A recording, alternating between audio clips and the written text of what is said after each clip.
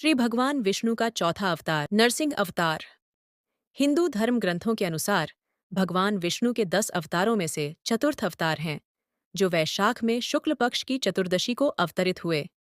पृथ्वी के उद्धार के समय भगवान ने वाराह अवतार धारण करके हिरण्याक्ष का वध किया। उसका बड़ा भाई हिरण्यकशिपु बड़ा रुष्ट हुआ। उसने अजेय होने का संकल्प किया।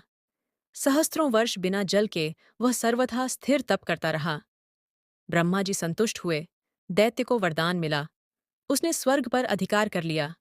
लोकपालों को मार भगा दिया। स्वत संपूर्ण लोकों का अधिपति हो गया। देवता निरूपाय थे। असुर को किसी प्रकार वे पराजित नहीं कर सकते थे। हिरण्यकशिपु के 4 पुत्र थे। एक दिन सहज ही अपने चारों पुत्रों में सबसे छोटे प्रहलाद से पूछा, बेटा, तुझे क्या अच्छा लगता है? प्रहलाद ने कहा, इन मिथ्या भोगों को छोड़कर वन में श्री हरि का भजन करना। ये सुनकर हिरण्यकशिपु बहुत क्रोधित हो गया। उसने कहा, इसे मार डालो, ये मेरे शत्रु का पक्षपाती है। असुरों ने आघात किया। भल्ल फलक मुड़ गए, खड्ग टूट गया, त्रिशूल टेढ़े हो गए, पर वह कोमल शिशु अक्षत रहा। दैत्य चौंका। प्रहलाद को विष दिया गया, पर वह जैसे अमृत हो। सर्प छोड़े गए उनके पास, और वे फण उठाकर झूमने लगे। मत्त गजराज ने उठाकर उन्हें मस्तक पर रख लिया।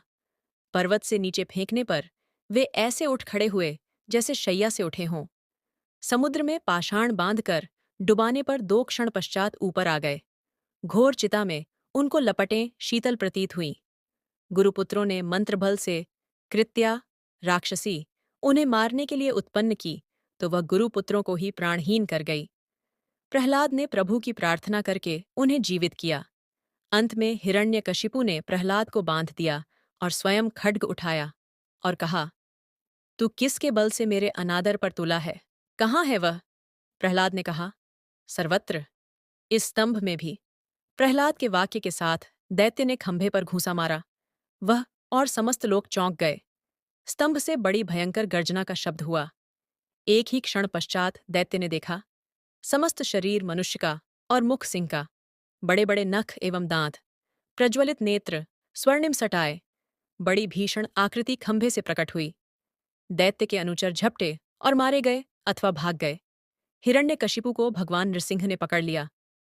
मुझे ब्रह्मा जी ने वरदान दिया है। छटपटाते हुए दैत्य चिल्लाया, दिन में या रात में न मरूंगा। कोई देव, दैत्य, मानव, पशु मुझे न मार सकेगा। भवन में या बाहर मेरी मृत्यु न होगी। समस्त शस्त्र मुझ पर व्यर्थ सिद्ध होंगे। भूमि, जल, गगन सर्वत्र मैं अवध्य हूं। नृसिंह बोले, देख, यह संध्या काल है। मुझे देख कि मैं कौन हूं।